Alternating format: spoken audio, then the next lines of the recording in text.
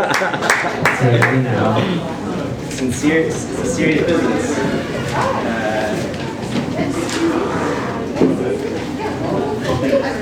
I'm gonna read a quick stack of poems. This first poem, I'll pull back there. His first poem is called After Him. It is a riff on James Schuyler's poem, Hymn to Life, and accordingly has an epigraph from the very same poem. The epigraph reads as follows. Life is hard. Some are strong, some weak, most untested. Stereo jackhammers on the corner and its reflection cast in the swinging glass, the storefront window, the sound like a coat of paint arranging brighter in layers. I buy a slice of pizza. I leave a tip. The man behind the counter, watching the bill float from my parted fingers, makes a cooing sound I can't recognize. He's old as my dad, a guy clutching his baby's ears outside, rocking the kid against the chest while a sibling strapped in the seat of his combination stroller/bicycle looks immune to obliteration. The breaking apart removal of large rocks, their chorus of boulders bludgeoned to grapple. When I woke up, the street lit with folks in reflective vests, neon foot soldiers of some already victorious invaders now come to establish hold on taken lands, a tighten grip through welded steel and concrete, materials meant to defy imagination, appearing impossible to uproot, much less do away with entirely.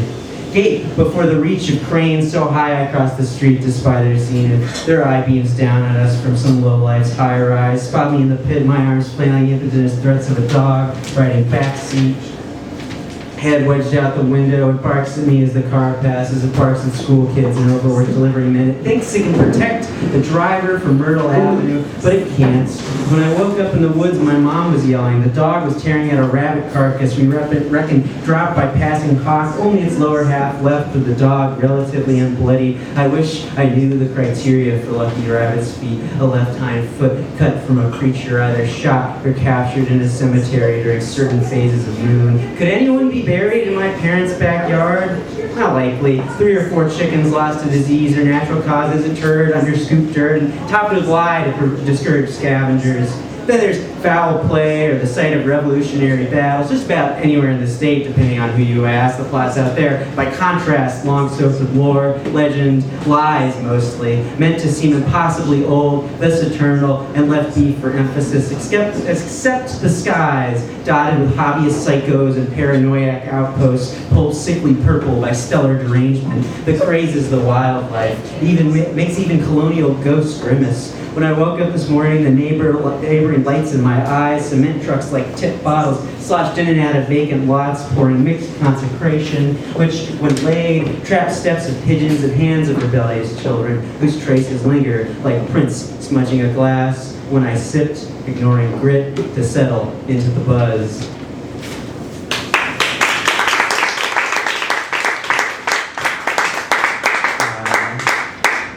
This next poem is called Did You Know Giraffes Eat Bones? It's true.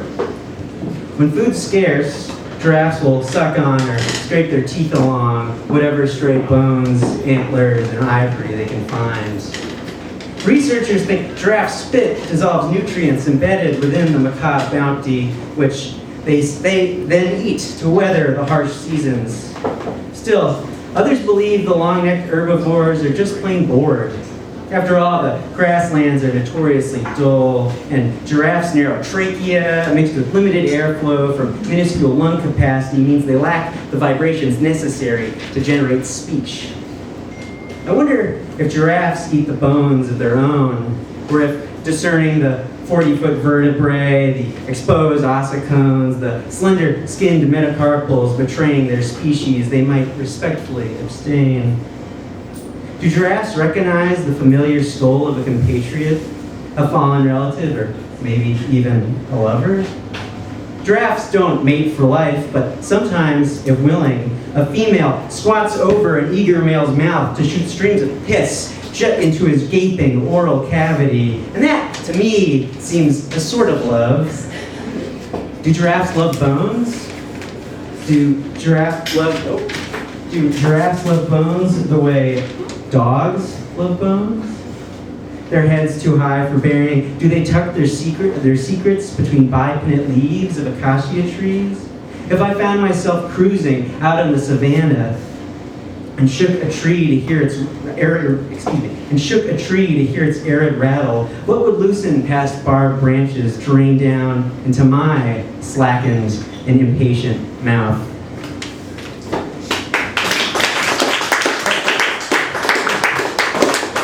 His next poem is called The Mothman. It's about the eponymous cryptid from the mountain state, and is a riff on Elizabeth Bishop's The Man Moth.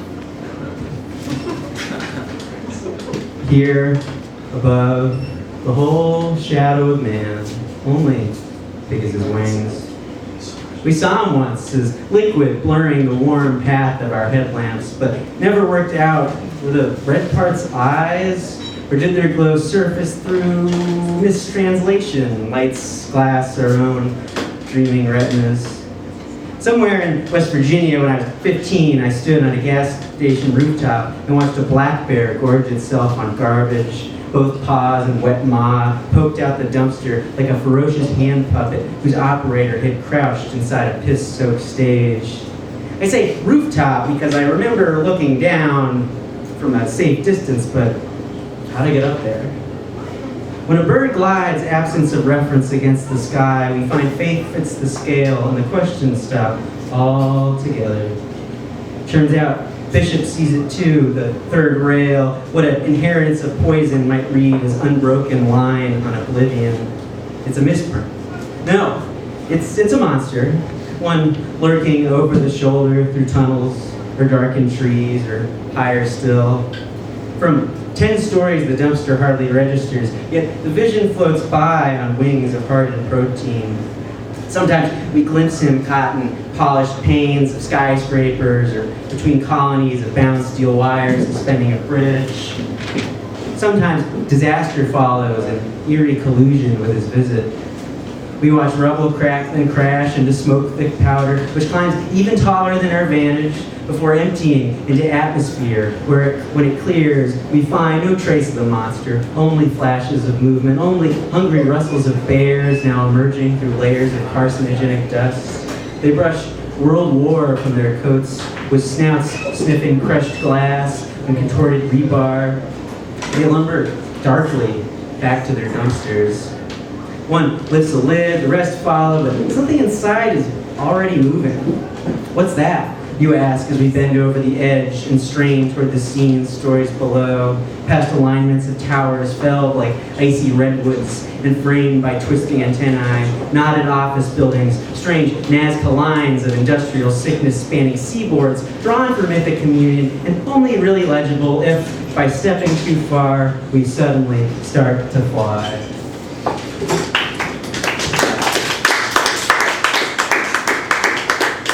This last poem is a little end of summer poem. It's dedicated to all the college kids going back to school.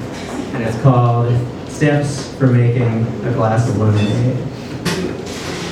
Life gives you lemons. Squeeze them. Chop them in half and press their pulp to the ridged conical center of a reamer, then twist the fruit to extract the juice. If you don't have the tools, place the lemon between the path of a sharp rock, careening toward an especially flat rock, and pierce the lemon. If, for some reason, there are no rocks, clench the lemon with the nails of your fingers, making sure to puncture the rind so the juice can drip down your forearm. If they tell you to clip your fingernails, throw the lemon as hard as you can against a brick wall or concrete barrier or armor-plated vehicle.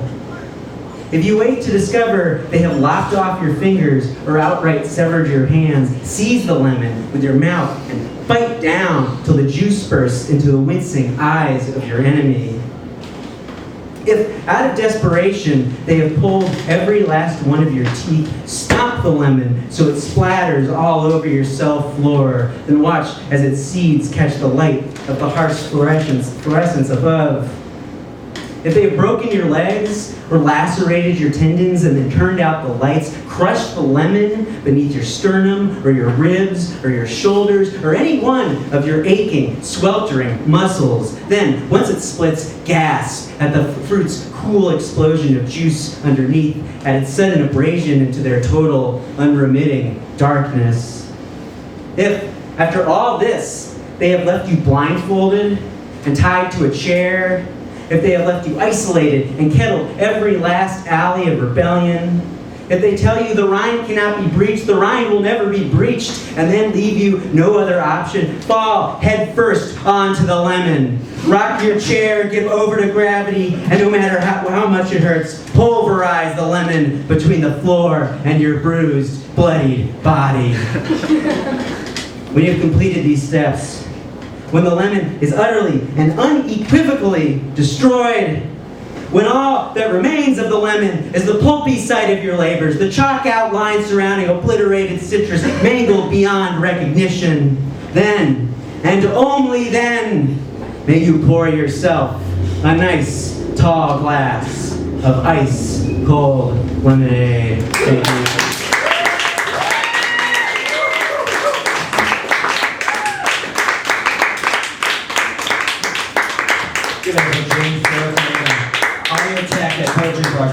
All right, we're gonna keep it going. Let's get the great Monique Erickson up there. Give it for Monique Erickson.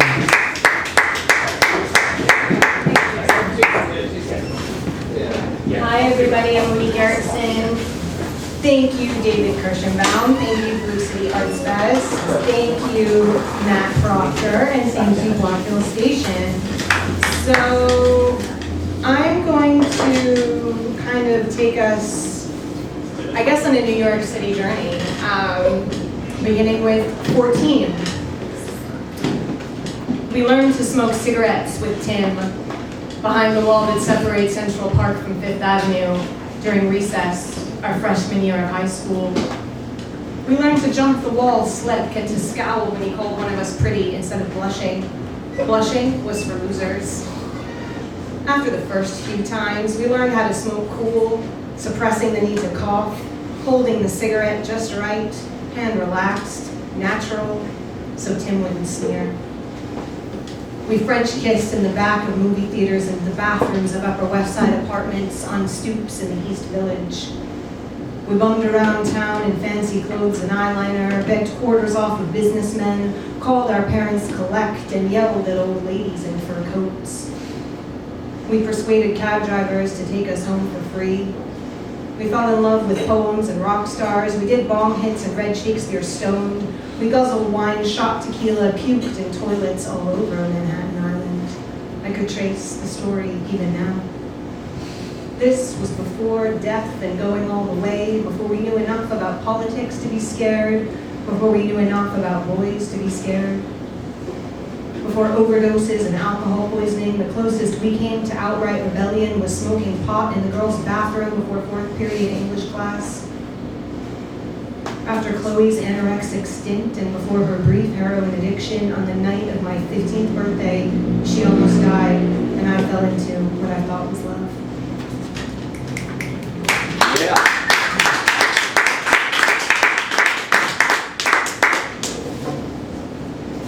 September 2001, newborn. You're good. I ride the subway as far downtown as it still goes. I exit the turnstile safe, not blown to pieces yet. By the time I begin climbing the station stairs, my mouth is full of debris, burning the first fall wind. My feet hit the pavement, and I think I may not have known death a week ago, but we are old friends now.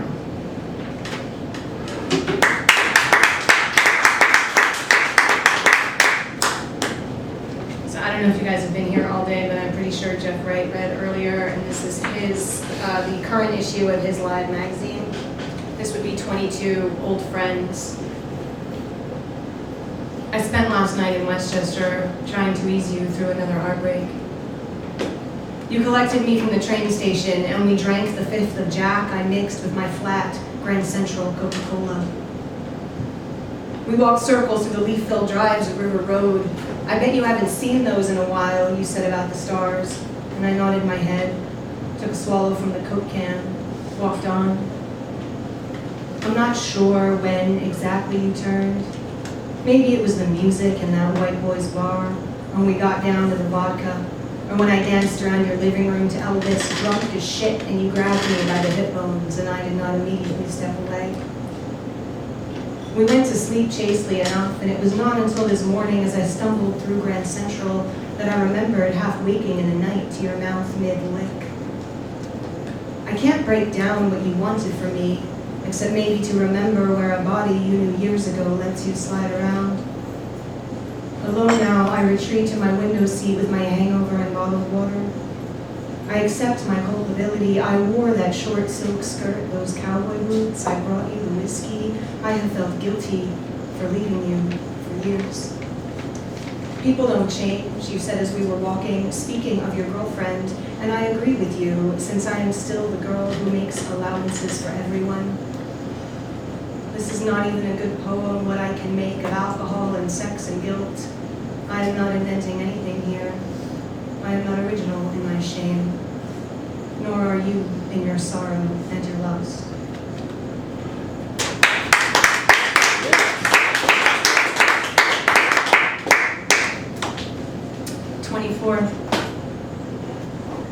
And I'm long-winded as always.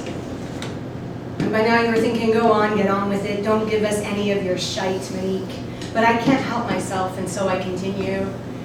It's not just any city, it's my city and yours for a time. Call it a round room on the Upper West Side, slick, gray, elevated suede banquettes, a seasick walk through the Met, searching for the vagrant artist. Guinevere descends a staircase for 25 grand and a shop of blue fur. Saturday morning clowns have a casual stroll and a coffee on 5th Street, and we squint through our hangovers at the French toast. And I love the 80s, baby, all night long, and I am as American as apple pie. Or the pear cobbler from the Westville split ravenous between us, and those miraculous bottles of Primitivo, and then Momo stumbles down to the White Horse, the night's first sip of rye whiskey, and then bedtime till I wake for brunch and walks, and I will wear that coat, and I will always think of you. A stoop, a cigarette, scraps of paper, the bits of me you read before falling asleep in some other city, remembering maybe the honeyed vodka and your hands rough in the middle of the long, long night and the war and the sweetness after. You will never queue for cupcakes, should you ever queue for cupcakes without thinking twice of me. Thanks.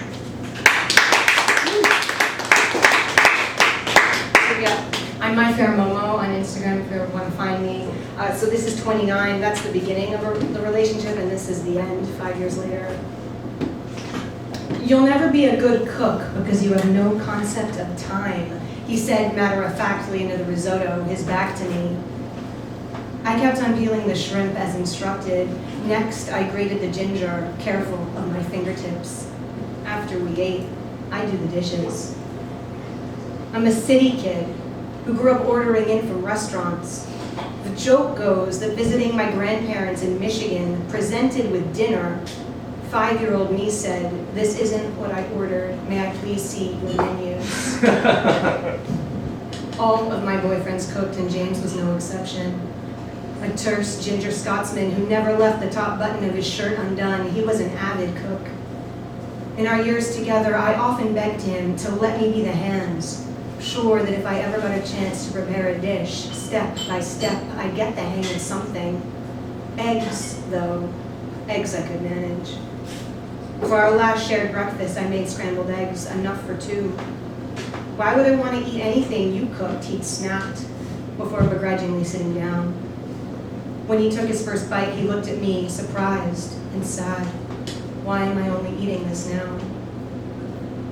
I moved out of our apartment in Hell's Kitchen into a railroad on 5th Street that I lovingly named Casa Momo. There, living alone for the first time in my life at 29, I learned somewhat, sort of, to cook. These days I make a delectable bolognese, a delicious marinara from scratch. I can whip up a Thai curry for a big group if someone helps me chop. When one of my girlfriends came over for a sauteed kale, runny egg rice number, she loved it so much she now makes it for herself every day. I never follow a recipe. I intuit. I create. But while I know my way around a kitchen now, I've never really shaken my anxiety. An old, small voice whispers, "You shouldn't be here. You don't know what you're doing. You have no concept of time." Oh, but I do, motherfucker, and there's a timer on my phone. So, fun fact, I just got back from LA, where I actually did an impromptu reading for Angelica Houston, which is totally major. But I also, while on that trip, heard that that guy looks like, quote, death walking, which obviously is great news. Maybe you want to hear that about your ex. So I was very happy to hear that, and I'm also very happy to share that with you.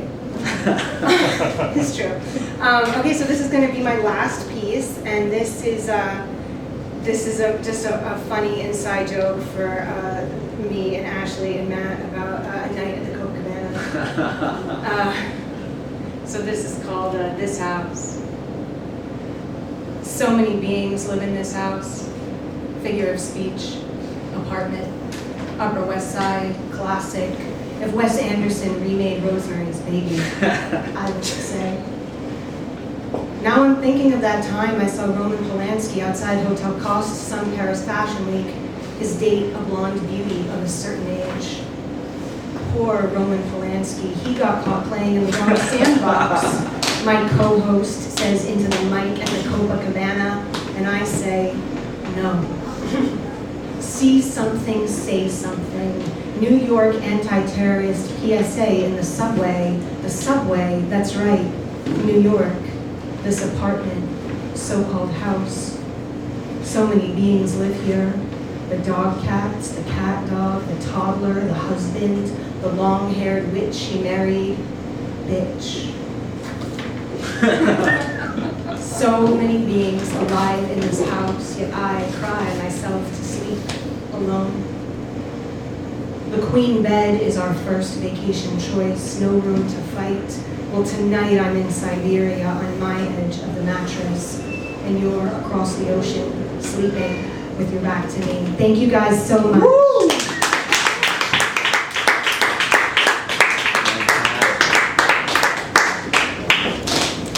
Give it up for the great Monique Erickson. Fantastic.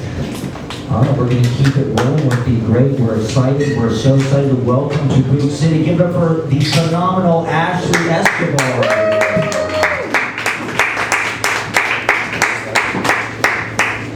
Hi, thank you so much, Matt, and for David and Boog City for having me. I'm going to read from a long prose poem that I've been working on called, the working title is Little Trouble Girl. Or weird Little Trouble Girl, after the Sonic Youth song. And here's just an excerpt from it. I'm the midday cowboy above all else, running into Eileen on First Ave. Your vision of summer, gang stalked by wind-up nice contributors, can't have a second alone, even in Bronxville. Visited Paola, long-time mutual from Milan, cooked me pasta after we crossed the highway to go to Target, where I bought a yellow corset top that reminded me of 3 women. Robert Altman sure beat me to it. What's in an Ashley film, you might ask? While desert chugging beer on a shooting range, a pair of unsettling twins lurking around, unsettling music, unsettling paintings, underwater pools, sunshine-hued dresses, cool French mustard car, cigarettes, frilly nightgowns, peeking in someone's diary, hinted murder, a suicide attempt, the embodiment of desire. Female friendship turning fatal. I told Paola about a recent pinky figure in my life. We requested to follow all of my friends. Why don't you get your own? It's pathetic. I should be having dinner with my mother this Sunday, but she's on the other side of the country. Can hardly remember the last time I spent her birthday and Mother's Day together. Maybe when I was 16. Jesus, was that really 7 years ago? I've been on the go. Paola took me to see the flowering wisteria. Sunburnt on my shoulders, sticker collection only certain people understand. I used to have many pen pals who would send me pressed flowers and sketches of me. No one batted an eyelash at me reading Eileen's Inferno on an Adirondack chair at Sarah Lawrence in a baby blue sheep bucket hat. They're filming Law and Order at Jefferson Market Library. It's hard being a vehicle for everyone's poetry. I spent the day stressed organizing my dreams. Now I'll go dream some new ones. Ephemera booking my legacy of loitering. All the girls I fuck with have a playlist called Bruised Cherries with that same exact cherry diagram. B, damaged. D, seriously damaged. A lot of their songs tend to overlap. It is hard being bisexual. I hate memes about anything. Even the cat ones are cringe. I don't read the NYT anymore, but I check the recipe for the perfect instant ramen every time it rains. I keep calling for a ceasefire, but nobody answers. Can't give up. They won't even give it to Bella Hadid. The sky was a Weezer blue, even though it was their Blue album's 30th anniversary. Ordered cold press shampoo online. I'm haunted by everyone you knew before we eloped, but saying that would be distasteful and offensive towards spirits, so I delete their follow requests. For now, I hate that font you use. Why do little things like that piss me off so much? Venezuela just became the first country to lose all its glaciers. People are more into commercial fast fashion than ever. This May has too many showers, but perhaps it's a period of renewal. Downpour in the afternoon. Why is that cat squealing? How much longer do I have to wait for you? Curled up in my bed listening to bossa nova instead of being at the beach, hopeless on a bicycle. Eileen's book is going to be called All My Loves. I need it as an audiobook. Road trip material, never knowing when you're on the way, estimating by the time you were last active online. But hey, you could be checking it while walking. I don't do that anymore. My friend thrifts full time, spent all day being targeted for videos. The 1 week I can't hold anything together. I hate love, being a child of divorce. Henri is happy. He gets to sit on the art. Nothing beats the sound of clogs in a museum. Raining cosmic rays. Keep forgetting the sunscreen back at Dia Beacon. This time by Mercedes.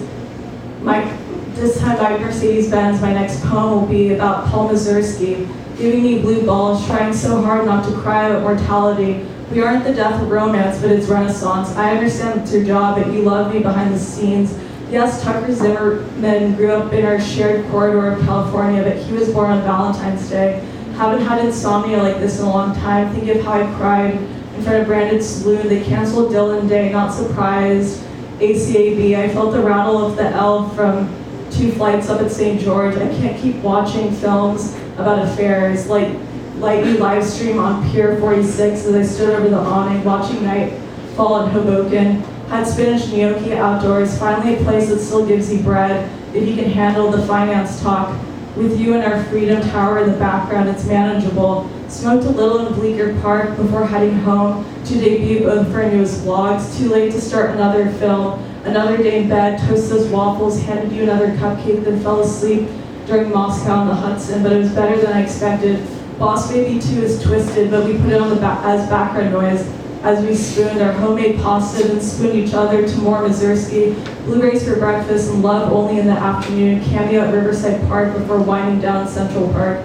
I'm sorry I told you not to bring a jacket. I used to write in a cold, boiled way. The postman always rings twice. We are faded but not doomed. You're sensational. I'm glad I get to watch you play guitar from bed. Stayed home during the Memorial Day downpour. All these girls can't stop posting videos of you from the open mic. I mean, I guess you're the host, so I should be flattered.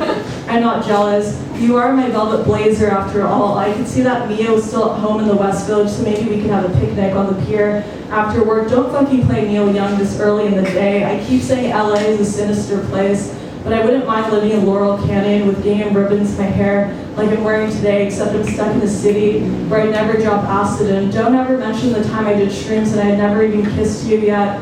Edwin noted my effortless ennui in his blurb. I am a post-party mantra, but now I need a job.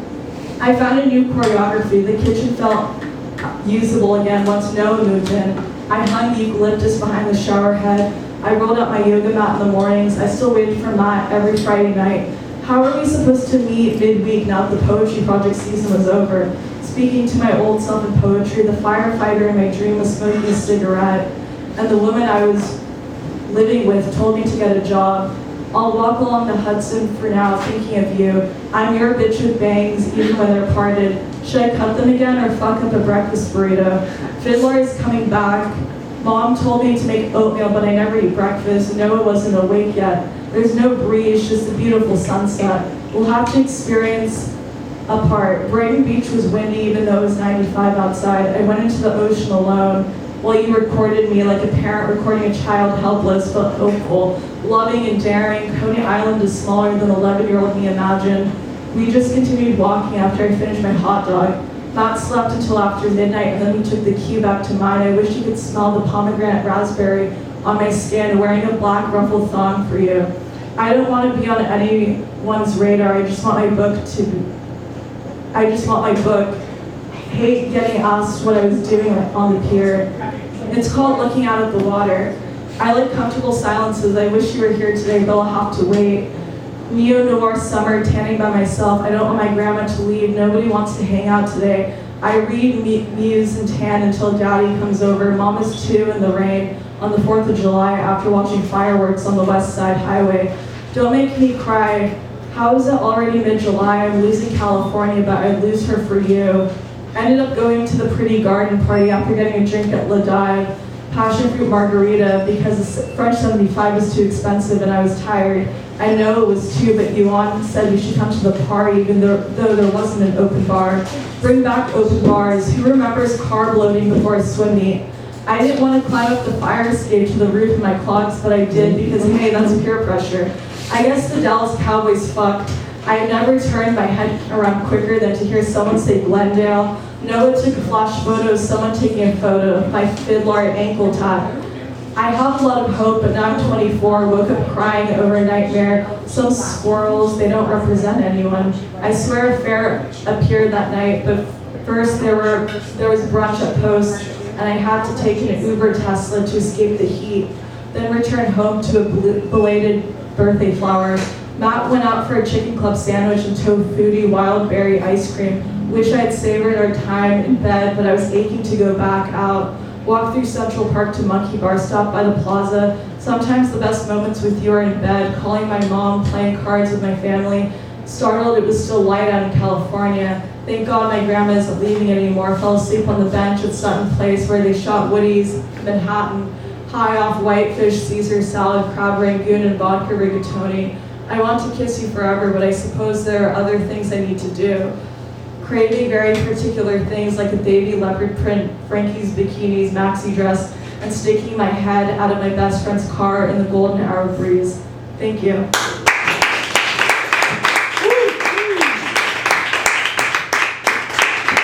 Give it up for the great Ashley Escobar. Thank you once again to David First from Boog City, Monique, and James Barickman. We're going to finish out with just this last poet, great poet. Give it up for Jay Gaunt, everybody.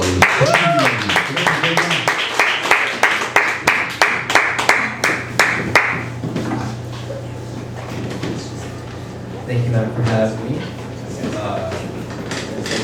Thank you, David.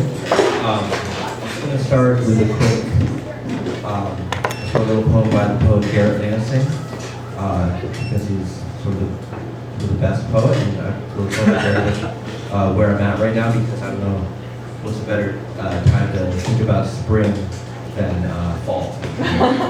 It's called Hands That Melt Like Snow. Do we hope much is that sentencing a river there in spring? Or isn't it that answering is green? Confusion is a gramercy where my sister Clarity is singing. Let me ring, that she says, let me ring in the grass. Is it us? Is it ours? Over us like water, silk or rock. Silk and light is hoping through. Do we hope a grandmere equal to our hut? Or isn't well the lapidary the well that answering is goodly bad? So profusion makes a speed that in our constancy stands up, dressed in green, dressed in blue. Figures lap their circles in the dark. Goodly bad or happily, a sentiment. Ending now is looking like spring calls for swinging in the cool, a tilth, a milkmaid secretly. Her eyes, his eyes, the magnet so disposes, up and down, holding fans at midnight.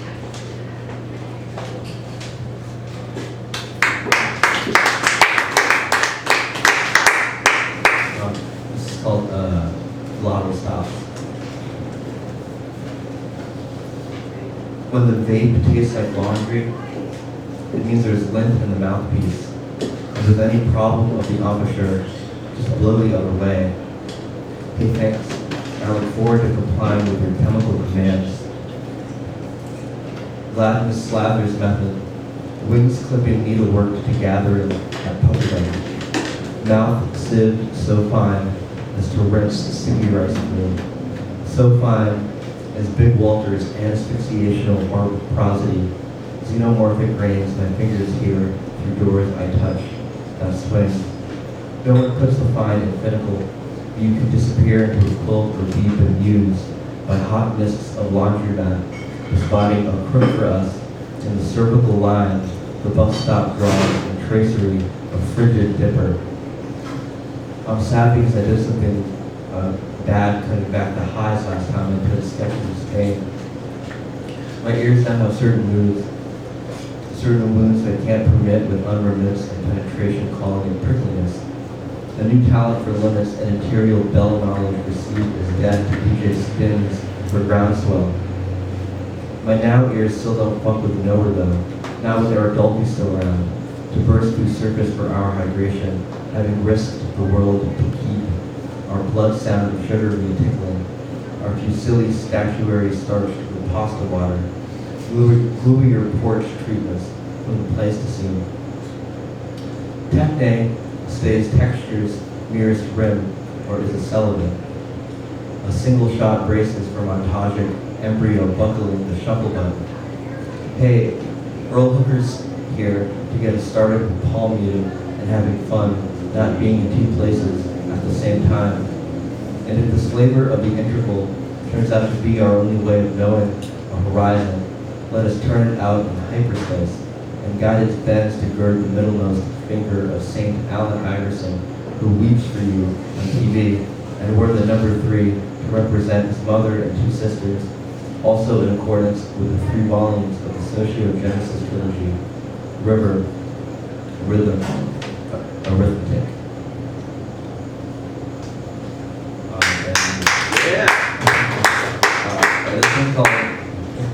This one's called Illuminated Gold.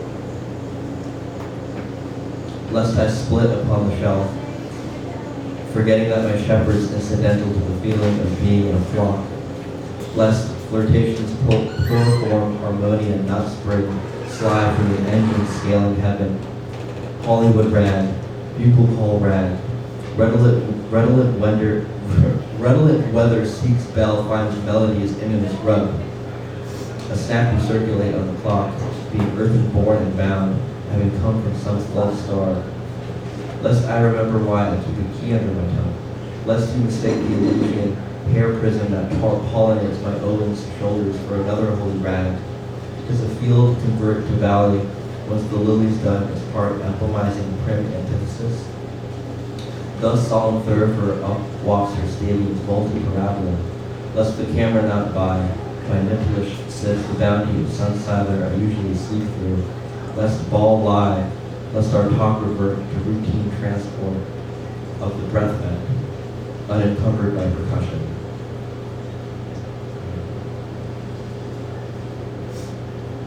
Woo! This is called a towboat.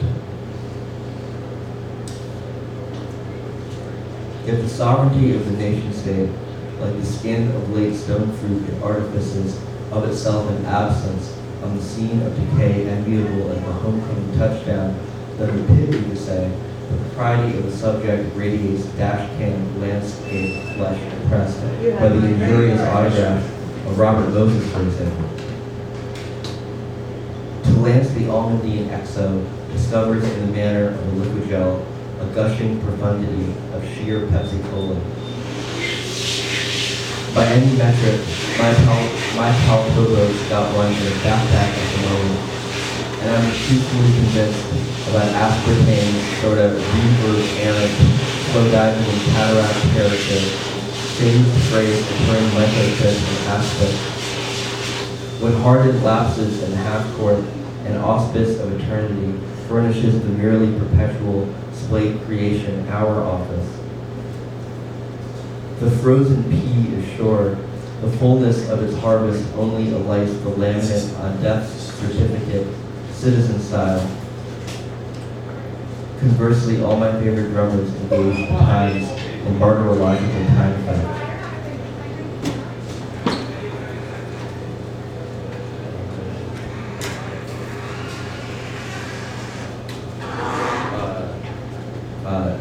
It's called "Those Rich Composers," which is from which is a phrase from the poet Richard Crashaw.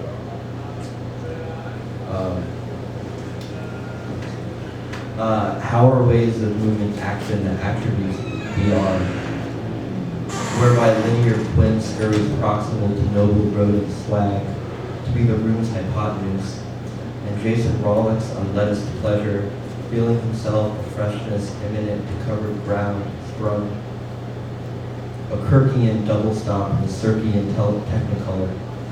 My man, like green among the colors, green pulse along the sequencer, we both attend and each contain and spill, advancing narrow daylight's danceable correlative.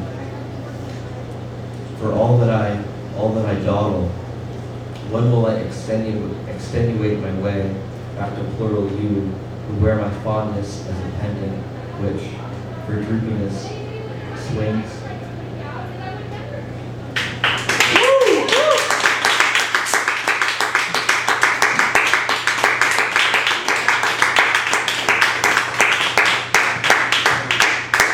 That was big gaunt, everybody. Thank you. So that's it. Another festival in the books. Thanks to everyone who came. Thanks to our folks who hosted us. Patrick, thank you. Thanks to everyone who helped curate it. Dina Karasik, Ron Coleman, Eleanor Now, and Matt Proctor, Jason DeVoe, Dennis Wood, and Peter DeZoza. We do a festival in September each year, and we do another one President's Day weekend. So we'll be back here on February 16th, but as a little treat, we're doing a little one-shot in December on the 21st, which will be here for about 7 hours. So anyway, so that's it. Thanks, everybody.